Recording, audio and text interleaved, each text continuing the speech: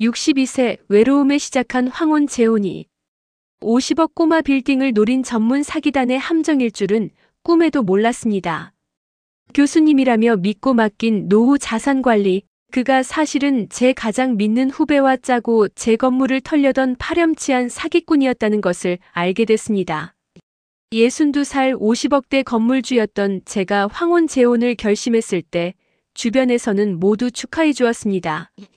명문대 교수 출신이라는 그 남자는 지적이고 온화했으니까요. 하지만 저는 몰랐습니다. 그 남자가 제 건물이 아닌 제 외로움을 노렸다는 사실을요. 제 이름은 김영숙입니다. 서울 외곽에 50억 상당의 꼬마 빌딩을 소유하고 있습니다. 제가 이 건물을 갖게 된 건 순전히 악착 같은 노력 덕분이었습니다. 40대 초반에 남편을 먼저 보내고 저는 두 아이를 키우며 정말 미친 듯이 일했습니다. 식당 보조부터 시작해서 식당을 직접 운영하고 작은 가게를 여러 개 운영하며 밤낮 없이 일했습니다. 그렇게 20여 년을 버텨낸 끝에 2010년대 중반쯤 이 건물을 매입할 수 있었습니다. 건물을 사고 나서는 조금 여유가 생겼습니다. 월세 관리만 잘하면 되었으니까요. 아이들도 다 컸고 큰아들은 미국에서, 딸은 캐나다에서 각자 가정을 꾸리고 살고 있었습니다. 1년에 한두 번 영상통화로 얼굴 보는 게 전부였지만 아이들이 잘 사는 게 어딥니까? 저는 그것만으로도 감사했습니다. 하지만 말입니다. 시간이 지날수록 이 넓은 집이 너무 텅 비어 보였습니다. 저녁을 먹고 거실에 앉아 있으면 TV 소리만 덩그러니 울렸습니다. 옆집 할머니는 남편분과 매일 산책을 다니시고 아래층 할머니는 손주들이 주말마다 놀러와서 시끄러울 정도였습니다. 그런데 저는요. 아침에 눈을 떠도 저녁에 밥을 먹어도 혼자였습니다. 그러던 어느 날 오랜 지인이 제게 전화를 했습니다. 영수가, 너 혼자 사는 거 힘들지? 내가 좋은 분 한 분 소개해 줄까? 처음엔 거절하려 했습니다. 예순이 넘어서 무슨 재혼이냐고요. 하지만 지인의 말을 듣다 보니 마음이 흔들렸습니다. 명문대 교수하시다가 은퇴하신 분인데 정말 점잖고 교양 있으셔. 부인도 일찍 여의시고 혼자 계시는데 외로워서 좋은 인연 찾으신다고 하더라고. 명문대 교수라니. 저 같은 사람하고는 격이 다른 분 아닌가 싶었습니다. 하지만 지인은 계속 권했고 저는 결국 만나보기로 했습니다. 첫 만남은 조용한 찻집에서였습니다. 그분의 이름은 박성철, 65살이었습니다. 첫인상은요, 정말 근사했습니다. 깔끔하게 빗어넘긴 머리, 단정한 재킷 차림, 부드러운 미소. 말투도 조곤조곤하고 품위가 있었습니다. 명문대 교수 출신이라는 게 딱 느껴졌습니다. 영숙 씨, 처음 뵙겠습니다. 박성철이라고 합니다. 아, 네. 김영숙입니다. 처음엔 어색했지만 이야기를 나누다 보니 시간 가는 줄 몰랐습니다. 성철 씨는 제 이야기를 정말 잘 들어주었습니다. 혼자 건물을 운영하시다니 정말 대단하십니다. 요즘 같은 세상에 여성 사업가로 자수성가하셨다니 존경스럽습니다. 그 말을 듣는데 가슴이 뭉클했습니다. 아이들도 주변 사람들도 제 이야기를 이렇게 진지하게 들어준 적이 없었거든요. 첫 만남 이후로 우리는 자주 만났습니다. 주말마다 조용한 카페에서 차를 마시거나 공원을 산책했습니다. 성철 씨는 늘 제 이야기에 귀를 기울여 주었고 가끔 문학 작품이나 역사 이야기를 들려주기도 했습니다. 영숙 씨는 정말 강한 분이십니다. 혼자서 이 모든 걸 이뤄내셨잖아요.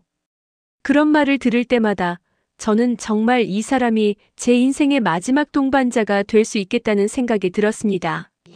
하지만요. 그때부터였습니다. 뭔가 조금씩 이상한 느낌이 들기 시작한 게 어느 날 우리가 산책을 하다가 노상 주차된 벤츠를 보게 됐습니다. 그때 성철 씨가 이렇게 말했습니다. 저런 차는 품위 유지에 필수지요. 나이 들면 결국 외모보다 품격이 중요하니까요.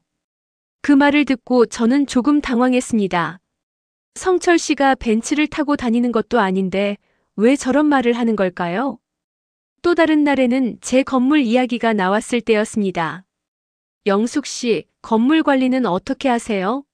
세금 문제나 명의 같은 건 복잡하지 않으세요? 아, 그냥 세무사 통해서 처리하고 있어요. 그래도 나이 드시면 명예 이전이나 상속 문제 같은 것도 미리 준비하셔야 하지 않을까요? 혹시 자녀분들하고 상의는 해보셨어요?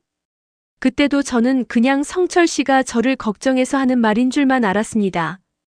그런데 그 후로도 성철 씨는 유독 제 건물 이야기만 나오면 명의니, 세금이니, 관리니 하는 이야기를 자주 꺼냈습니다. 그래도 저는 대수롭지 않게 여겼습니다. 그저 성철 씨가 교수 출신이라 꼼꼼한 성격이려니 했습니다. 시간이 흘러 우리가 만난 지 6개월쯤 되었을 때 성철 씨가 제게 정식으로 청혼을 했습니다. 장소는 제 건물 앞이었습니다. 그날 성철 씨는 정장을 입고 나왔고 제 앞에 무릎을 꿇었습니다. 영숙 씨, 저와 남은 인생을 함께 해주시겠습니까? 그 순간 저는 눈물이 났습니다. 60이 넘어서 이런 로맨틱한 청혼을 받을 줄은 꿈에도 몰랐습니다. 주변 사람들이 모두 지켜보는 가운데 저는 떨리는 목소리로 대답했습니다. 네, 좋습니다. 청혼을 받고 집으로 돌아온 저는 설렘에 잠을 이룰 수가 없었습니다. 다음 날 바로 아이들에게 전화를 걸었습니다. 얘들아, 엄마가 말이야. 좋은 분 만나서 재혼하려고 해. 그런데 아이들의 반응은 예상과 달랐습니다. 엄마, 그 사람 뭐 하는 사람이에요? 명문대 교수하시다가 은퇴하신 분이야. 엄마, 그 사람 재산은 있어요? 혹시 엄마 건물 노리는 거 아니에요? 큰아들의 목소리는 차가웠습니다. 무슨 소리야? 성철 씨는 그런 사람 아니야. 엄마, 요즘 황혼 사기 엄청 많다고요. 제발 신중하게 생각하세요. 딸아이도 마찬가지였습니다. 엄마, 재혼은 나중에 생각하시고 일단 그 사람 좀 더 알아보세요. 우리가 확인해 볼게요. 아이들의 반응에 저는 화가 났습니다. 내가 이렇게 외롭게 살아왔는데 이제 좋은 사람 만났다니까 왜 저렇게 의심부터 하는 거야? 결국 아이들도 엄마 재산만 걱정하는 거 아니야? 그날 이후로 저는 아이들과 연락을 거의 끊다시피 했습니다. 그리고 성철 씨에게 더욱 의지하게 되었습니다. 영숙 씨, 자녀분들이 반대하신다고요? 네, 걱정이라고 하는데 사실은 제 재산 걱정하는 것 같아요. 아이고, 그럴 리가요. 부모를 걱정하는 마음이겠죠. 성철 씨는 늘 이렇게 저를 다독여 주었습니다. 그러면서도 슬쩍슬쩍 이런 말을 했습니다. 하지만 영숙 씨, 우리가 결혼하면 자녀분들도 결국은 이해하실 겁니다. 그리고 혹시 모르니 건물 명의 같은 것도 미리 정리해 두시는 게 좋지 않을까요? 나중에 문제 생기면 복잡해지니까요. 그때도 저는 성철 씨가 저를 위해 해주는 말인 줄만 알았습니다. 하지만 지금 생각해보면 그게 바로 성철 씨가 저를 향해 던진 첫 번째 미끼였습니다.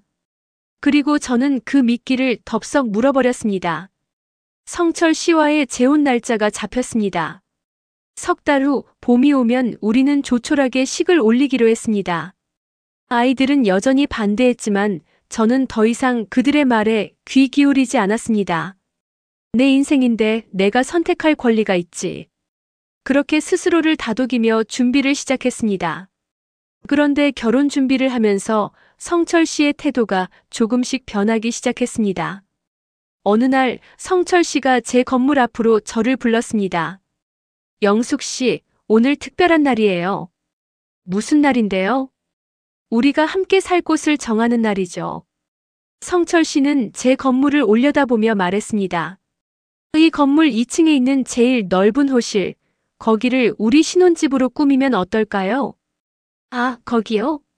지금 세입자가 있는데요. 계약 만료되면 비워달라고 하시면 되잖아요. 어차피 영숙 씨 건물인데.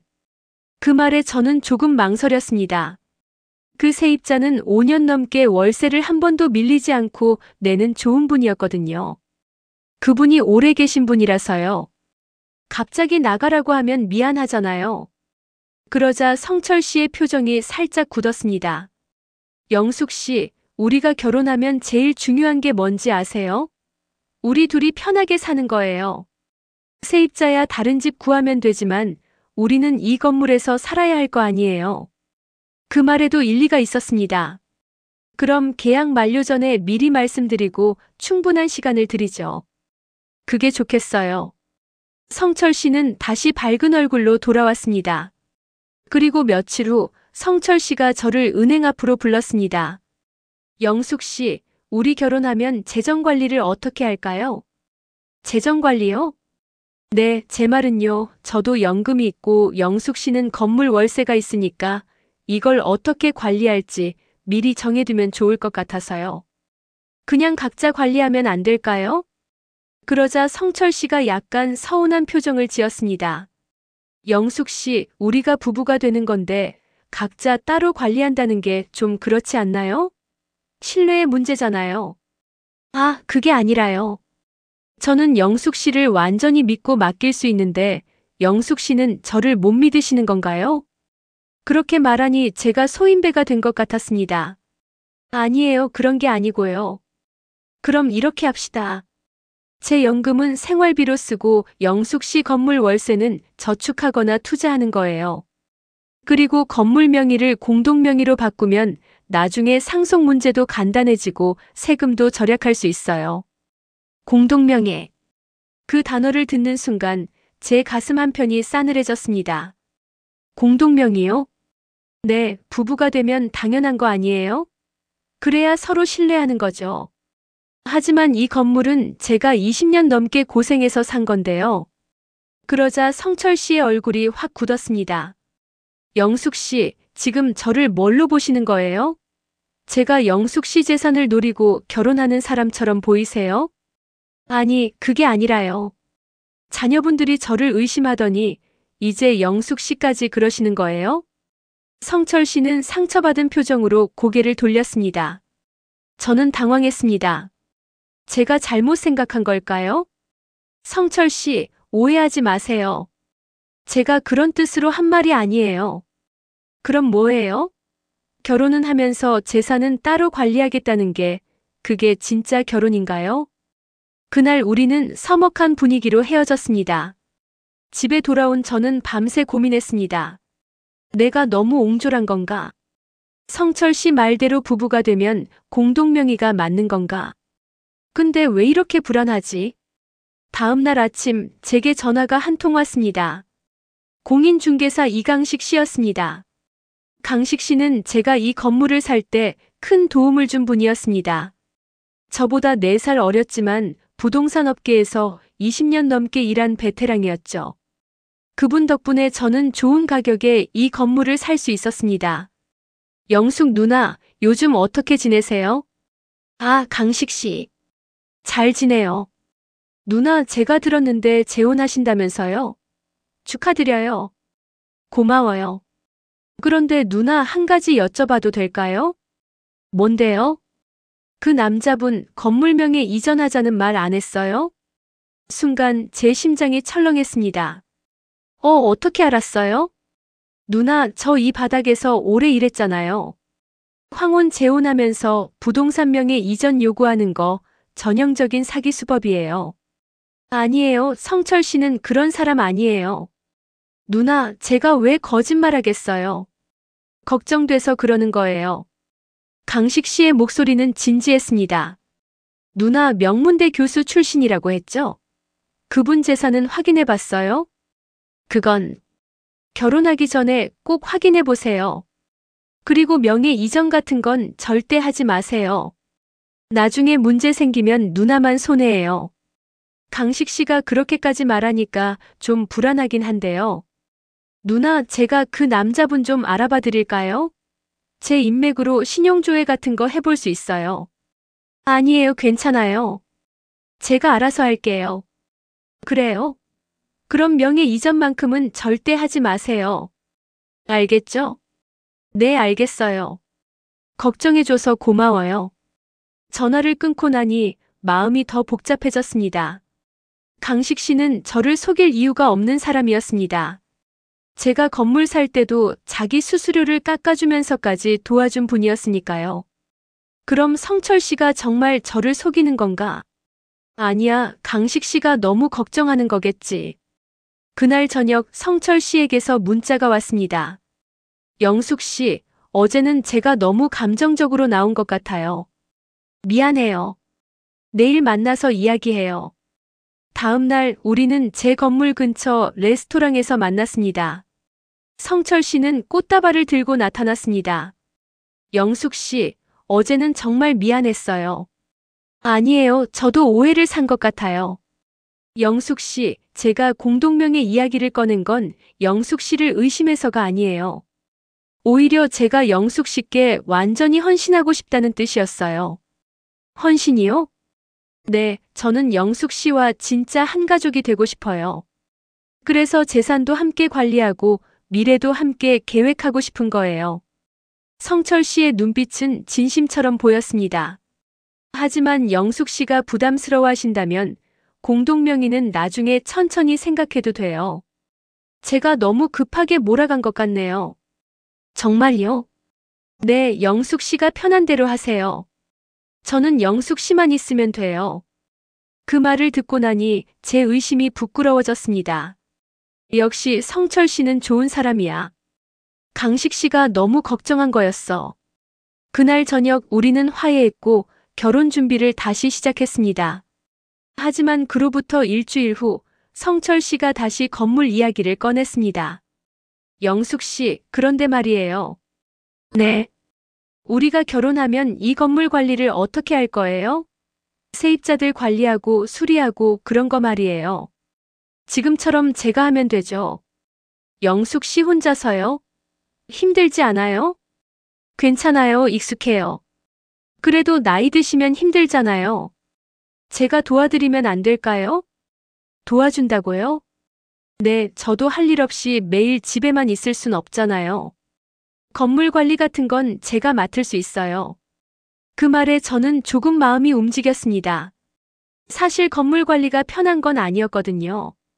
세입자들 민원 처리하고 수리업체 연락하고 월세 독촉하고 나이 들수록 점점 버거워지고 있었습니다. 그럼 고마워요. 도와주시면 좋죠. 그럼 이렇게 합시다. 제가 건물 관리를 맡을 테니 영숙 씨는 편하게 쉬세요. 그리고 관리 업무를 제대로 하려면 제 이름으로도 통장을 하나 만들어서 월세를 받으면 어떨까요? 네. 왜요? 세입자들이 월세 입금할 때 제 통장으로도 할 수 있게요. 그래야 제가 관리할 때 편하잖아요. 또 시작이었습니다. 통장을 왜 따로 만들어야 하죠? 지금 제 통장으로 잘 받고 있는데. 성철 씨, 그냥 제 통장으로 받으면 안 될까요?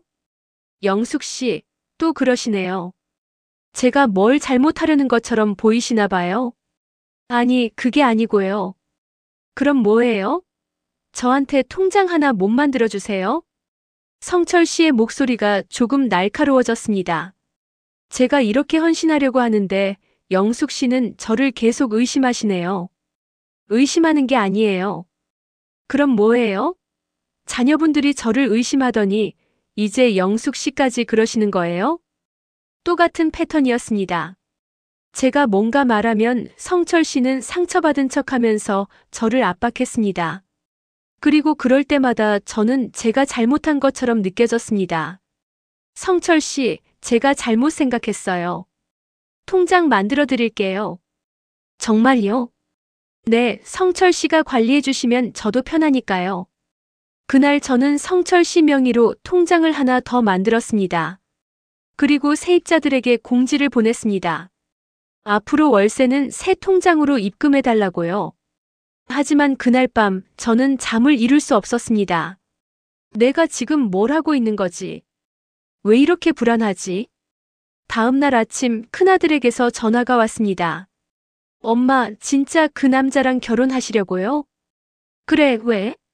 엄마, 저희가 알아봤는데 그 사람 명문대 교수 맞는지 확인이 안 돼요. 뭐? 무슨 소리야?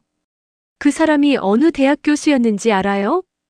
그건 성철 씨가 말 안 해줬어. 그것 봐요. 의심스러운 거 아니에요? 아니야, 성철 씨가 말 안 한 건 겸손해서 그런 거야. 엄마, 제발 정신 차리세요. 그 사람 사기꾼일 수도 있어요. 너희들이 엄마를 뭘로 보고 그래? 내가 그것도 구분 못해? 저는 화가 나서 전화를 끊어버렸습니다. 하지만 큰아들의 말이 계속 머릿속을 맴돌았습니다. 성철 씨가 정말 명문대 교수가 맞을까?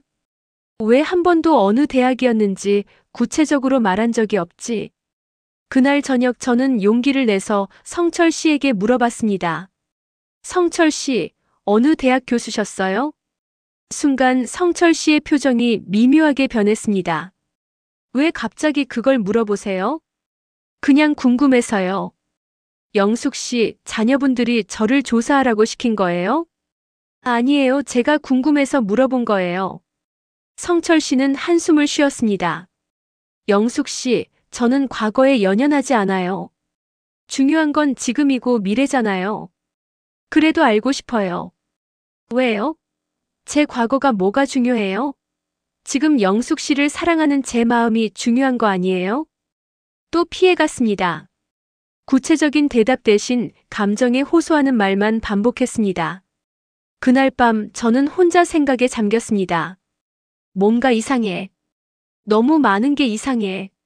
하지만 동시에 이런 생각도 들었습니다. 내가 너무 의심하는 건 아닐까? 성철 씨를 사랑하는 거 맞는데 왜 이렇게 불안하지? 그리고 결국 저는 제 불안을 무시하기로 했습니다. 석 달 후면 결혼식이었습니다. 저는 더 이상 의심하지 않기로 마음먹었습니다. 하지만 그건 제 인생 최악의 선택이 될 뻔했습니다. 결혼식이 한 달 앞으로 다가왔습니다. 성철 씨와 저는 함께 살 집을 준비하기 시작했습니다. 제 건물 2층에 있는 넓은 호실을 비워달라고 했고 세입자분은 다행히 이해해 주셨습니다. 영숙 씨, 이사 준비는 어떻게 하실 거예요? 제가 알아서 할게요. 아니에요. 제가 이사업체 알아볼게요. 제가 짐도 많으니까 전문업체에 맡기는 게 좋을 것 같아요. 성철 씨 짐이 많아요? 네, 책이랑 옷이 좀 많아요. 교수 생활하면서 모은 책들이 있어서요. 그 말에 저는 조금 의아했습니다. 성철 씨 집에 가본 적은 없었지만 원룸 오피스텔에 산다고 했거든요. 거기에 그렇게 많은 짐이 있을까? 그럼 제가 아는 이사업체에 연락해 볼게요. 아니에요. 제가 알아볼게요. 제 물건들은 제가 챙겨야죠. 성철 씨는 단호하게 말했습니다. 며칠 후 저는 제 짐을 정리하기 시작했습니다. 50년 넘게 살아온 집이었습니다. 버릴 것도 많고 정리할 것도 많았습니다. 혼자서는 도저히 감당할 수 없을 것 같았습니다. 그때 문득 20여 년 전에 제가 도와줬던 한 젊은이가 생각났습니다. 제가 식당을 운영할 때 아르바이트로 일했던 청년이었습니다.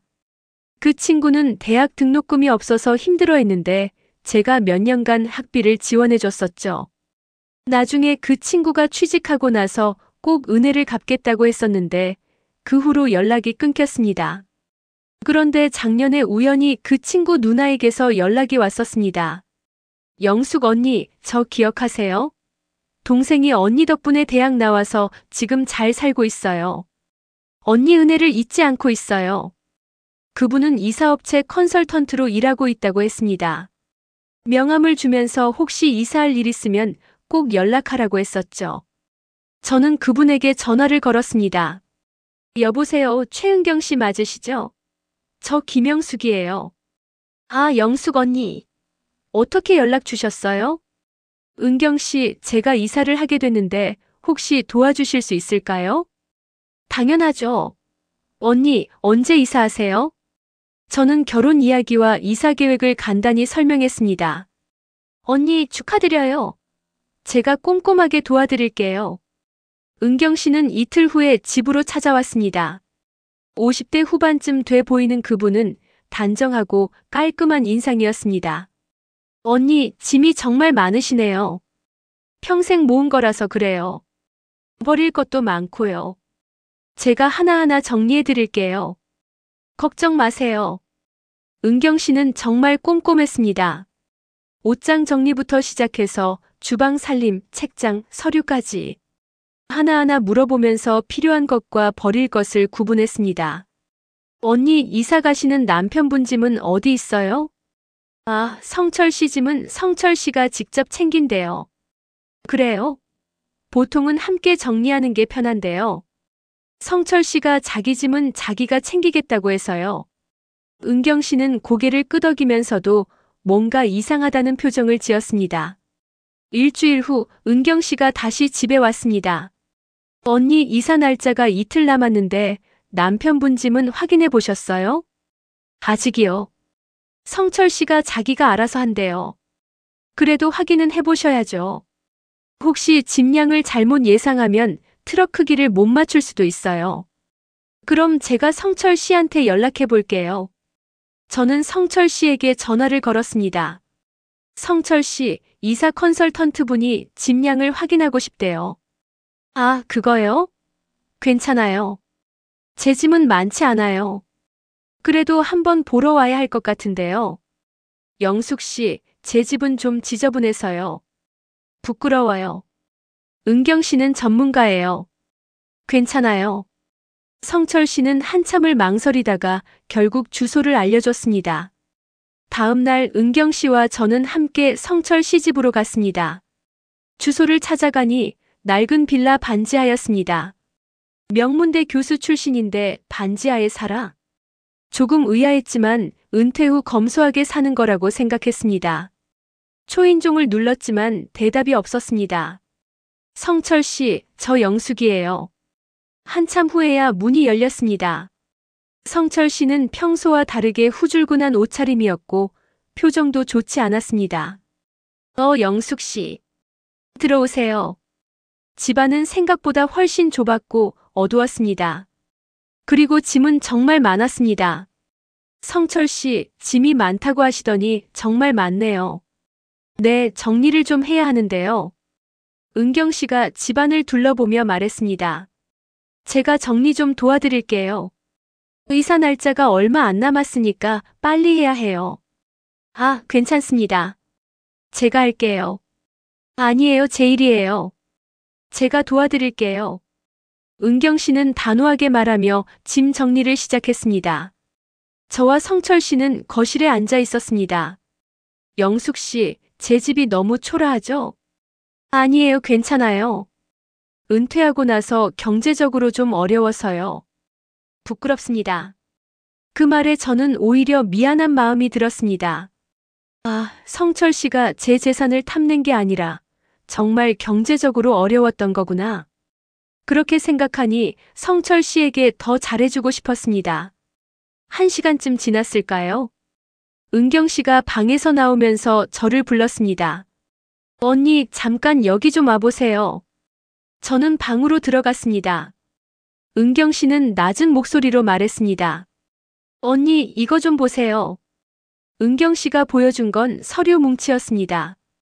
이게 뭐예요? 제가 짐 정리하다가 발견했는데요. 이상한 게 많아요. 서류를 펼쳐보니 박성철이라는 이름으로 된 신분증이 여러 개 있었습니다. 왜 신분증이 여러 개예요? 그것뿐만이 아니에요. 이것 좀 보세요. 은경 씨가 보여준 건 명문대 임명장이었습니다. 하지만 자세히 보니 인쇄 상태가 이상했습니다. 마치 복사한 것처럼 흐릿했습니다. 이거 가짜 아니에요? 제 생각에도 그래요. 그리고 이것 좀 보세요. 은경 씨가 꺼낸 건 수첩이었습니다. 수첩에는 여러 여성의 이름과 전화번호, 그리고 재산 규모가 적혀 있었습니다. 김영숙 50억대 건물주, 자녀 해외 거주, 외로움 많음. 제 이름이 적혀 있었습니다. 순간 온몸이 얼어붙었습니다. 이게 무슨... 언니, 이 사람 사기꾼 같아요. 그때 성철 씨가 방문을 벌컥 열었습니다. 뭐 하시는 겁니까? 성철 씨의 표정은 처음 보는 냉정한 얼굴이었습니다. 제 물건을 왜 뒤지는 겁니까? 저는 짐 정리하다가 서류까지 뒤집니까? 성철 씨는 서류를 낚아채듯 빼앗았습니다. 영숙 씨, 이 사람 누구예요? 왜 남의 집 물건을 함부로 뒤지는 겁니까? 성철 씨, 이게 대체 뭐예요? 왜 제 이름이 여기 적혀 있어요? 저는 떨리는 목소리로 물었습니다. 그건 제가 영숙 씨를 잊지 않으려고 메모한 거예요. 그럼 다른 여자들 이름은요? 이것도 다 메모예요? 저는 성철 씨는 말을 잇지 못했습니다. 은경 씨가 저를 붙잡았습니다. 언니, 일단 나가요. 여기서 이야기할 상황이 아니에요. 아니에요. 저는 설명을 들어야 해요. 언니, 위험해요. 일단 나가요. 은경 씨는 저를 끌다시피 집 밖으로 데리고 나왔습니다. 차에 타자마자 저는 주저앉았습니다. 어떻게 이럴 수가. 언니, 진정하세요. 일단 증거를 확보해야 해요. 은경 씨는 휴대폰을 꺼내며 말했습니다. 제가 사진 찍어뒀어요. 수첩이랑 가짜 신분증이랑. 정말요? 네, 혹시 몰라서요. 이걸 가지고 경찰에 신고해야 해요. 그때 제 휴대폰이 울렸습니다. 성철 씨였습니다. 영숙 씨, 오해예요. 제가 설명할게요. 뭘 설명하실 건데요? 그 수첩은 제가 예전에 사교 모임에서 만난 분들 정보를 적어둔 거예요. 그럼 가짜 신분증은요? 그건 성철 씨는 말을 잇지 못했습니다. 성철 씨, 처음부터 저를 속인 거죠? 아니에요, 영숙 씨. 제 진심은 진짜예요. 진심이요? 제 건물을 노린 게 진심이에요? 영숙 씨, 제발 만나서 이야기해요. 저는 전화를 끊어버렸습니다. 은경 씨가 제 손을 잡았습니다. 언니, 괜찮아요? 저는 뭘 믿고 산 거죠? 언니, 지금 중요한 건 결혼을 막는 거예요. 네, 맞아요. 그때 은경 씨의 휴대폰이 울렸습니다. 여보세요? 네, 이 사건으로 전화 주셨어요? 은경 씨는 잠시 통화를 하더니 표정이 굳었습니다. 언니, 큰일 났어요. 왜요? 지금 성철 씨가 다른 이사업체에 연락해서 내일 당장 이사 간다고 했대요. 뭐라고요? 그리고 이사 갈 곳이 언니 건물이래요. 안 돼요, 막아야 해요. 저는 급히 건물 관리인에게 전화를 걸었습니다. 관리인님, 내일 이사 오는 사람 절대 들어오지 못하게 해주세요. 네. 무슨 일이세요? 설명은 나중에 드릴게요. 일단 막아주세요. 전화를 끊고 나니 온몸에 힘이 풀렸습니다. 내가 정말 바보였구나. 은경 씨가 제 어깨를 토닥였습니다. 언니, 다행히 지금 알았잖아요. 더 늦었으면 큰일 날 뻔했어요. 은경 씨가 아니었으면 어쩔 뻔했어요. 언니가 예전에 저희 동생 도와주셨잖아요. 저는 그 은혜를 갚은 것뿐이에요. 그날 밤 저는 잠을 이룰 수 없었습니다. 제 평생 모은 재산을 잃을 뻔했다는 사실보다 제 외로움을 이용당했다는 사실이 더 비참했습니다. 다음 날 아침 제 휴대폰에는 성철 씨의 부재중 전화가 20여 통 찍혀 있었습니다. 그리고 문자 메시지도 수십 개였습니다. 영숙 씨, 오해예요. 제발 한 번만 만나주세요. 제가 잘못했어요. 하지만 저는 답장하지 않았습니다. 대신 은경 씨에게 전화를 걸었습니다. 은경 씨, 그 증거 사진 아직 있죠? 네, 다 보관하고 있어요. 그럼 하나만 더 확인해 주실 수 있어요? 뭔데요? 제가 성철 씨한테 건물 월세 받는 통장을 하나 더 만들어줬거든요. 그 통장 내역 좀 확인해 주실 수 있을까요? 통장 내역을요? 어떻게 해요? 은행에 가서 확인해 보려고요. 은경 씨와 함께 은행에 갔습니다. 직원에게 사정을 설명하고 성철 씨 명의 통장 거래 내역을 확인했습니다. 그리고 충격적인 사실을 발견했습니다. 언니, 이거 봐요. 이 통장으로 돈이 빠져나갔어요. 얼마나요? 2천만 원이요. 제 머릿속이 하얘졌습니다. 어떻게 이럴 수가. 언니, 그리고 이 전화번호 좀 보세요. 은경 씨가 가리킨 곳에는 이강식이라는 이름이 있었습니다. 이강식? 그 공인중개사 강식 씨요? 네, 이 사람한테 돈이 송금됐어요. 순간 모든 것이 이해됐습니다. 강식 씨가 저를 걱정하는 척했던 것도 성철 씨를 의심하라고 했던 것도 모두 연극이었습니다. 저를 더 안심시키기 위한 계략이었던 겁니다. 믿었던 사람이 둘 다. 저는 그 자리에 주저앉고 말았습니다. 은행을 나온 저는 그대로 집으로 돌아갔습니다. 은경 씨가 옆에서 계속 말을 걸었지만 제 귀에는 아무것도 들리지 않았습니다. 강식 씨까지 날 속였다고. 내가 건물 살 때 그렇게 도와줬는데. 집에 도착하자마자 저는 소파에 주저앉았습니다. 은경 씨가 물을 떠다 주었습니다. 언니, 물 좀 드세요. 고마워요. 저는 물을 한 모금 마시고 나서야 정신이 조금 돌아왔습니다. 은경 씨, 제가 정말 바보였죠? 아니에요, 언니. 언니 잘못이 아니에요. 아니에요.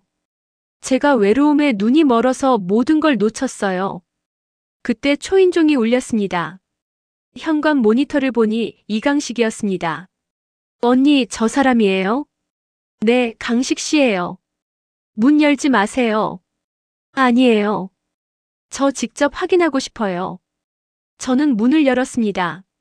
강식 씨는 평소처럼 밝은 얼굴로 서 있었습니다. 누나 안 계신 줄 알았어요. 전화도 안 받으시고. 무슨 일이세요?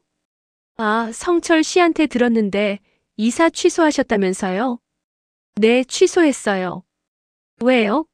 무슨 일 있어요? 강식 씨는 걱정하는 척 연기를 했습니다. 저는 차갑게 말했습니다. 강식 씨, 성철 씨한테 돈 받았죠? 순간 강식 씨의 얼굴이 굳었습니다. 무슨 말씀이세요? 은행 거래 내역 다 확인했어요. 성철 씨 통장에서 강식 씨한테 2천만 원 송금된 거. 그건 처음부터 다 계획이었죠? 강식 씨가 성철 씨를 의심하라고 했던 것도 저를 안심시키려는 거였죠. 강식 씨는 잠시 망설이더니 표정을 바꿨습니다. 누나 사업이 어려워서 그랬어요. 죄송해요. 사업이 어려우면 사기를 쳐요? 누나 제발 이해해 주세요. 저도 먹고 살아야죠. 저는 더 이상 말하고 싶지 않았습니다. 나가주세요. 누나, 저 진짜 죄송해요. 한 번만. 나가라고요. 제 목소리가 커지자 은경 씨가 나섰습니다. 지금 당장 나가시지 않으면 경찰 부르겠습니다. 강식 씨는 결국 돌아갔습니다. 문을 닫고 나니 다리에 힘이 풀렸습니다. 언니 괜찮아요? 네, 괜찮아요. 이제 모든 게 분명해졌으니까요. 은경 씨가 제 손을 잡았습니다. 언니, 그런데 아직 끝난 게 아니에요. 무슨 말이에요? 저 사람들이 이렇게 쉽게 포기할 것 같지 않아요. 뭔가 대책이 필요해요. 은경 씨의 말이 맞았습니다. 그날 저녁 성철 씨에게서 다시 전화가 왔습니다. 영숙 씨, 저 정말 잘못했어요. 한 번만 만나주세요. 만날 거 없어요. 그럼 제가 투자한 돈은요? 준비하느라 쓴 돈도 많은데. 무슨 투자요? 결혼 준비하느라 제 돈도 많이 썼잖아요. 그것도 다 난리라는 거예요? 저는 어이가 없었습니다. 성철 씨, 지금 뭐라고 하시는 거예요? 최소한 제가 쓴 돈이라도 돌려받아야죠. 제가 뭘 돌려드려요?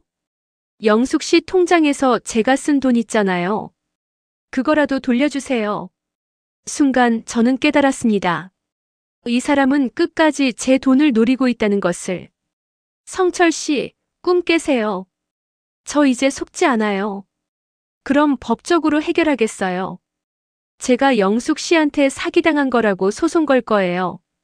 뭐라고요? 영숙 씨가 저한테 결혼한다고 해놓고 갑자기 취소했잖아요. 이건 사기예요. 저는 전화를 끊어버렸습니다. 은경 씨에게 상황을 설명하자 그녀는 고개를 저었습니다. 언니, 저 사람 정말 뻔뻔하네요. 어떡하죠? 진짜 소송 걸면요? 걱정 마세요. 저희한테 증거가 있잖아요. 은경 씨는 휴대폰을 꺼내며 말했습니다. 그리고 언니, 제가 하나 더 확인한 게 있어요. 뭔데요? 강식 씨하고 성철 씨가 통화한 내용이요. 어떻게 해요?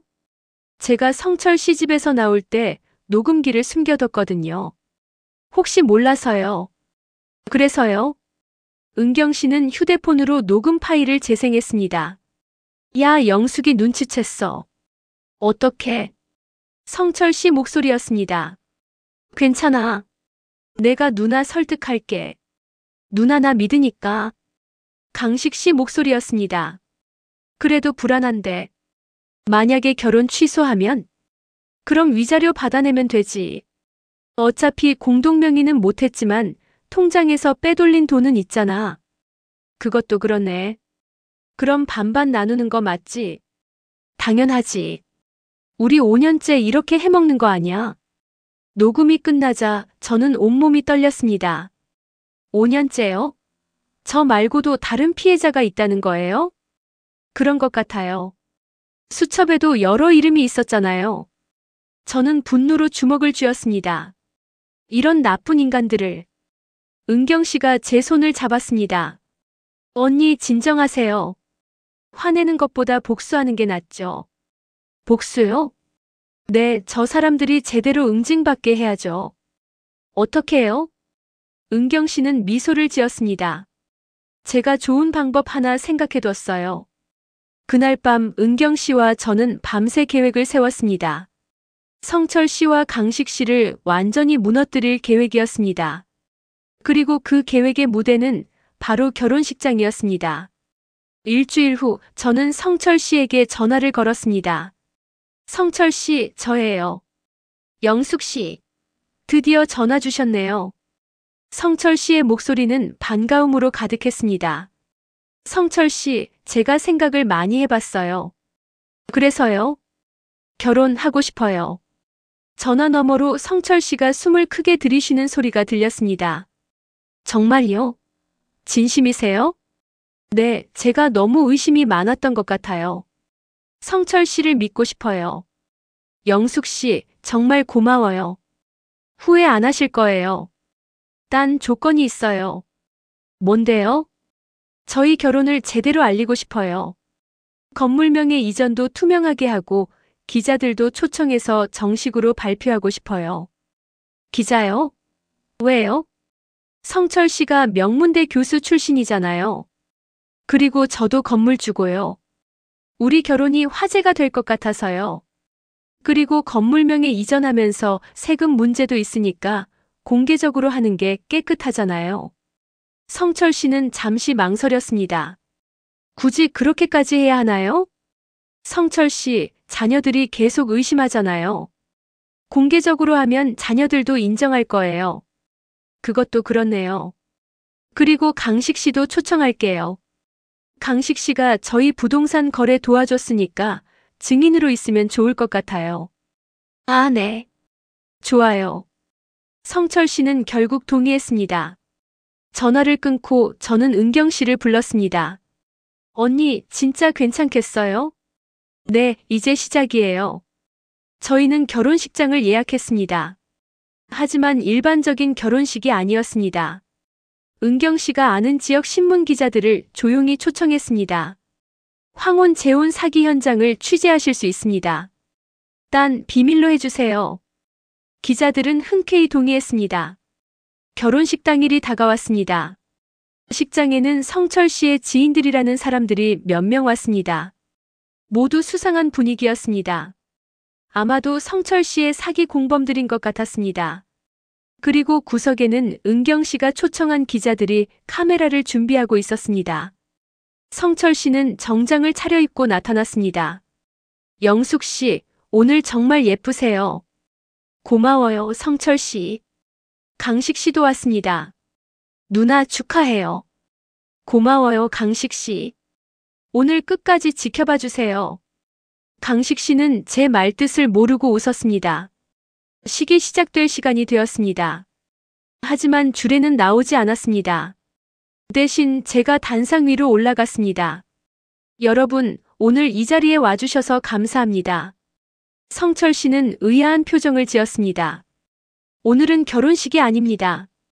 기자회견입니다. 순간 식장이 술렁였습니다. 성철 씨와 강식 씨의 얼굴이 하얗게 질렸습니다. 저는 오늘 황혼 재혼 사기의 피해자로서 사기꾼들의 실체를 밝히려고 합니다. 저는 준비한 자료를 스크린에 띄웠습니다. 이분은 박성철 씨입니다. 명문대 교수 출신이라고 저를 속였습니다. 스크린에는 가짜 임명장 사진이 나왔습니다. 하지만 이 임명장은 가짜입니다.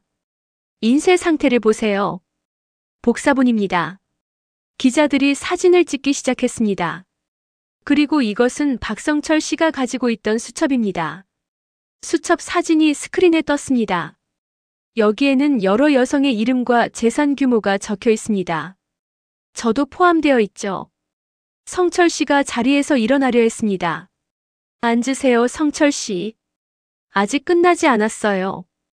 은경 씨가 식장 문을 막았습니다. 그리고 이분은 이강식 씨입니다. 공인중개사로 일하면서 박성철 씨의 공범 노릇을 했습니다. 스크린에는 은행 거래 내역이 떴습니다. 제 명의로 만든 통장에서 2천만 원이 이강식 씨에게 송금됐습니다. 강식 씨도 얼굴이 새하얘졌습니다. 그리고 이것은 두 사람의 통화 녹음입니다. 스피커에서 녹음이 흘러나왔습니다. 그럼 반반 나누는 거 맞지? 당연하지. 우리 5년째 이렇게 해먹는 거 아니야? 식장이 술렁거렸습니다. 성철 씨가 소리쳤습니다. 이건 조작이에요. 거짓말이에요. 조작이라고요? 그럼 경찰에게 확인받으시죠. 그때 식장 뒤쪽에서 경찰들이 들어왔습니다. 저는 미리 경찰에 신고를 해둔 상태였습니다. 박성철 씨, 이강식 씨 사기 혐의로 체포하겠습니다. 두 사람은 경찰에게 끌려갔습니다. 성철 씨가 마지막으로 저를 돌아보며 소리쳤습니다. 영숙 씨, 당신도 날 이용한 거잖아. 저는 차갑게 대답했습니다. 저를 이용하려던 사람이 누군데요? 경찰차가 떠나고 기자들은 저에게 질문을 쏟아냈습니다. 어떻게 알게 되셨어요? 이사 컨설턴트 분이 증거를 발견해 주셨습니다. 저는 은경 씨를 가리켰습니다. 이분이 아니었다면 저는 평생 모은 재산을 잃었을 겁니다. 은경 씨가 제 손을 잡았습니다. 언니가 예전에 저희 동생을 도와주신 은혜를 갚은 것뿐이에요. 기자회견이 끝나고 저는 집으로 돌아왔습니다. 그날 밤 아이들에게서 전화가 왔습니다. 엄마, 뉴스 봤어요. 정말 놀랐어요. 미안해, 걱정 끼쳐서. 엄마, 괜찮으세요? 응, 괜찮아. 이제 정신 차렸어. 엄마, 저희가 너무 차갑게 대한 거 아니에요? 큰아들의 목소리가 떨렸습니다. 아니야. 너희가 맞았어. 엄마가 외로움에 눈이 멀었던 거야. 엄마, 이번 주말에 갈게요. 엄마 보고 싶어요. 딸아이도 울먹였습니다. 그래, 기다릴게. 사랑해. 전화를 끊고 저는 창밖을 바라봤습니다. 제 건물이 보였습니다. 평생 고생해서 모은 재산이었습니다. 그리고 그 재산을 지켜낸 것은 옛날에 제가 도와줬던 사람의 은혜였습니다. 선행은 돌고 도는구나. 며칠 후 저는 은경 씨를 다시 만났습니다. 은경 씨, 정말 고마워요. 언니, 당연한 일 했을 뿐이에요. 은경 씨 덕분에 제 인생이 바뀌었어요. 아니에요. 은경 씨는 제 생명의 은인이에요. 은경 씨는 눈물을 글썽였습니다. 언니, 정말 감사해요. 그 후로 저는 건물 관리에 다시 집중했습니다. 아이들도 자주 영상 통화를 했고 명절에는 한국에 들어와서 함께 시간을 보냈습니다. 외로움은 여전했지만 이제는 다르게 대처할 수 있게 됐습니다. 노인복지관에서 봉사활동도 시작했고 같은 건물주들과 모임도 만들었습니다. 그리고 무엇보다 저는 제 자신을 믿게 됐습니다. 외로움 때문에 누군가에게 의지하려 하지 않고 제 삶을 스스로 채워나가기로 했습니다. 1년 후 지역신문에서 저를 다시 취재하러 왔습니다. 김영숙 씨, 그 후로 어떻게 지내셨어요? 잘 지내고 있어요. 외롭지만 혼자가 나쁜 건 아니더라고요. 다시 재혼 생각은 없으세요? 아니요. 이제는 저 자신과의 관계가 더 중요해요. 기자는 웃으며 고개를 끄덕였습니다. 마지막으로 같은 처지의 어르신들께 한 말씀 해주세요. 저는 카메라를 바라보며 말했습니다. 외로움은 누구나 느낍니다. 하지만 그 외로움 때문에 소중한 것을 잃어서는 안 됩니다. 여러분이 평생 모은 재산과 명예는 여러분의 노력의 결실입니다. 그것을 함부로 남에게 넘기지 마세요. 그리고 옛날에 베푼 선행은 언젠가 돌아옵니다. 선하게 사세요. 여러분, 황혼의 외로움을 이용한 비정한 사기꾼들, 그리고 옛날의 선행이 돌고 돌아 생명의 은인이 되어 돌아온 감동적인 이야기였습니다. 우리 모두는 나이가 들수록 외로워집니다. 하지만 그 외로움이 우리를 약하게 만들어서는 안 됩니다. 오히려 더 지혜롭게, 더 신중하게 살아가야 합니다. 그리고 기억하세요. 여러분이 젊은 시절에 베푼 작은 선행들이 언젠가는 여러분을 지켜주는 힘이 됩니다. 오늘도 실버로드를 찾아주신 여러분, 좋아요와 구독은 저희 채널이 새로운 이야기를 지속적으로 찾아내고 여러분께 전할 수 있는 원동력입니다. 그리고 댓글창에 여러분의 생각을 자유롭게 나눠주세요.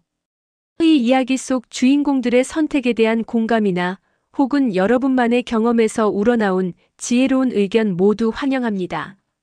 항상 건강하시고 행복하세요. 다음 이야기에서 또 뵙겠습니다. 실버로드였습니다.